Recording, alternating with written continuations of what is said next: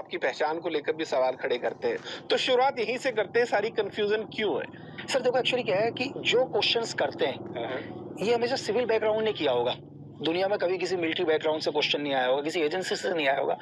कहानी क्या है, लोगों के अंदर, लोगों को यही नहीं पता। लोग सोचते हैं कि यार एक आदमी ने अगर एक स्नैपर है तो स्नैपर ही एक स्नैपर, एक कमांडो कैसे हो सकता है, एक कमांडो एक बॉम्ब टेक्नीशियन कैसे हो सकता है, एक बॉम्ब टेक्नीशियन एक सोल्जर कैसे हो सकता है, एक स्पाई। तो मैं 2 मिनट में समझाऊंगा तो शायद लोगों को समझ में आ जाएगा। हाँ बिल्कुल। क्या होता है सर, एक लड़का कॉलेज जाता है, एक लड़का कॉलेज करता है, कॉलेज में जाने के बाद बहुत सारी डिग्री होती है किसी के पास। आपने देखा वो एडवोकेट भी होता है, हो सकता है उसने एमबीए कर लिया हो सकता है उसने कोई डिग्री।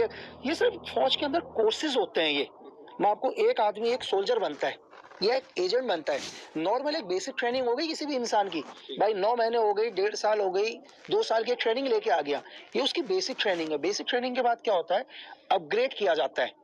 जैसे नॉर्मल में एक सोल्जर या एक एजेंट XYZ, डिफेंस को लगा यार, गवर्नमेंट को लगा कि लक्की बिस्ट का फिजिकल बहुत अच्छा है, फिजिकल अच्छा है, ट्रेनिंग से ही हमारी एक रिकॉर्ड देख लिया, जब हम लोग ट्रेनिंग करते हैं तो इसका फिजिकल बहुत अच्छा है, हम एक काम करते हैं, इसको कमांडो की ट्रेनिंग करवा देते हैं।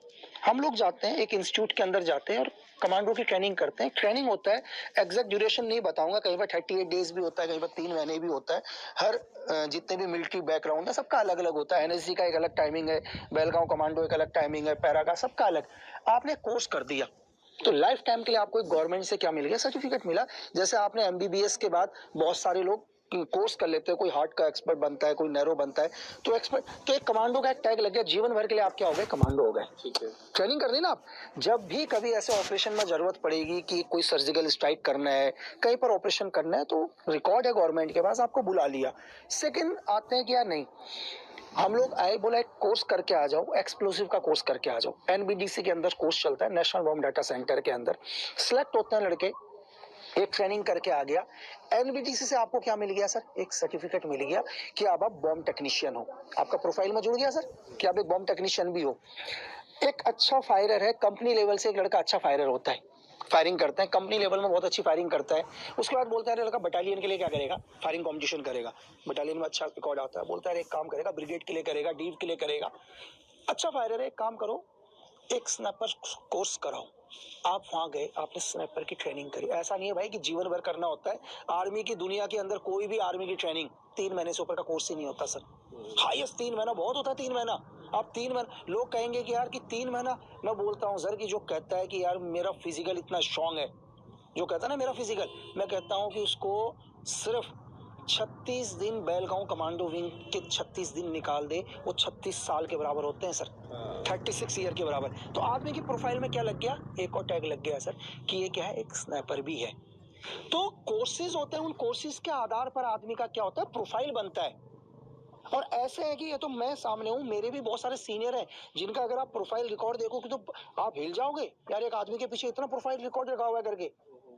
तो ये सिर्फ कोर्सेज होते हैं सर। हाँ लेकिन हाँ चलिए, वो आपकी बात एकदम सही है, लेकिन स्नाइपर हर कोई तो नहीं बन जाता, क्योंकि अगर 10 लोग दावेदारी कर रहे हैं तो उसमें बाद में जो टॉप है ना, जिनकी एक्यूरेसी सबसे ज्यादा रही, जिन्होंने फिजिकल और मेंटल स्ट्रेंथ दिखाया, वही बाद में स्नाइपर बन रहे हैं। 1000 में से सर, हाँ मतलब 10 तो बहुत दूर की बात है। जैसे फॉर एग्जाम्पल मैं आपको बताऊं, एनएसजी के अंदर भी लोग आते हैं, तो ऐसा एनएसजी के अंदर अगर 1000 लोग आएंगे ना सर, आप जो एनएसजी में 1000 आ रहे हैं वो ऑलरेडी टॉप के सोल्जर हैं। ऐसा नहीं है कि वो सोल्जर, जैसे एक एग्जांपल के लिए, फॉर एग्जांपल कोई भी एक आर्मी की रेजिमेंट है, मैं लेता हूँ कुमाऊं है, गढ़वाल है, मराठा है, राजपूताना राइफल है, उसमें 600-700 सोल्जर है। उसका जो बेस्ट होगा ना सर, अपने रेजिमेंट का बेस्ट, उस बेस्ट को क्या करेंगे वो लोग भेजेंगे। 700 का जो टॉप होगा वो बेस्ट आएगा एनएसजी के अंदर करने।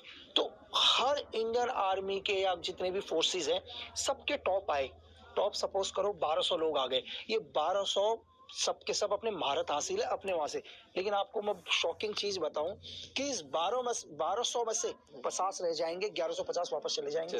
बिल्कुल, इस पर मैंने बकायदा एक बड़ी अच्छी डॉक्यूमेंट्री भी देखी थी, और उसमें देखा था कि किस तरह एक एक फेज के बाद लोग बाहर जाते निकलते रहते हैं, क्योंकि उसको बर्दाश्त कर पाना जो हार्ड ट्रेनिंग है बहुत मुश्किल है। सर मैं आपको ये बता रहा हूँ कि आपको लगेगा कि एक इंसान की जहाँ पर शक्ति खत्म हो गई ना, कि अब आपके बस की ही नहीं है। चलो आपको कुछ उदाहरण दीजिए लकी भाई हमारे दर्शकों को, कि वो कौन सा पॉइंट आता है जहाँ बड़े बड़े टूट जाते हैं। सर आप हम लोग गए, मतलब स्टार्टिंग में गए, पहले दिन ही गए सर, मतलब आप सुबह वहाँ 4 बजे आपको बुला दिया जाएगा, ग्राउंड पर आ जाओ आप 4 बजे ग्राउंड पर चले गए सर।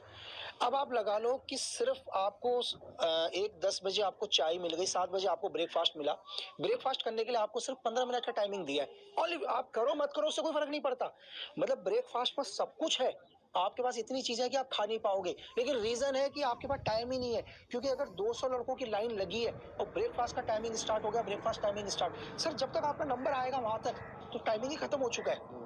जैसे आप वहां से हरासमेंट, अरे यार आप कहोगे 4 बजे से साला यहाँ खड़ा हूँ, दिमाग खराब हो गया, मुझे 2 पूरी खाने को नहीं मिली।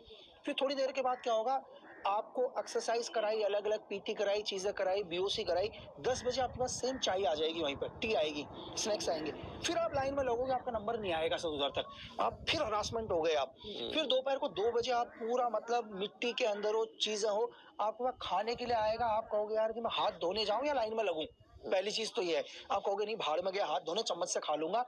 फिर आप खाने की लाइन में लगे, पूरे शरीर में तो आपकी मिट्टी है, क्योंकि इससे पहले आपने कोई एक्सरसाइज करी है यूएससी में, आप इतनी दूर खाना रख के खा रहे हैं सर, नजदीक लाओगे तो आपके शरीर की मिट्टी गिर जाएगी उसमें, तो दूर दूर से आप खाना खा रहे हैं ताकि मिट्टी ना गिरे, वहां भी आपको खाने के लिए टाइम नहीं मिलेगा सर। तो धीरे धीरे जैसे रात होगी और रात को आप कहोगे यार अब तो छोड़ देगा, अब तो छोड़ देगा, घड़ी में आप टाइम देख रहे हो 7 बज गए, 8 बज गए, 9 बज गए, 10 बज गए, आपका हालत खराब सर। आप सुबह के 4 बजे से हो सर, और जो आपका इंस्ट्रक्टर है सामने वो कहेगा यार जोश नहीं है तुम में, क्योंकि इंस्ट्रक्टर सर आप तो अभी आ रखे हो, हम तो सुबह 4, लेकिन बोलने की हिम्मत किसी की नहीं, आप जवाब नहीं दे सकते। सही बात।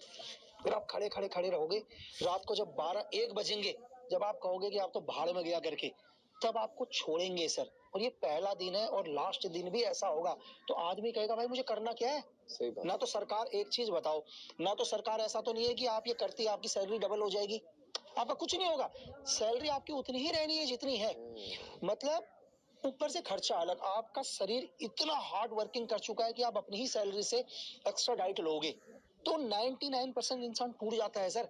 और दूसरा, आप बहुत सारे लोगों से ये पूछना, आप 40 किलोमीटर बाइक चलाते हैं सर, हाँ। आप 40 किलोमीटर किसी को बोलो कि लगातार बाइक चलाना, आपको कैसा लगेगा सर?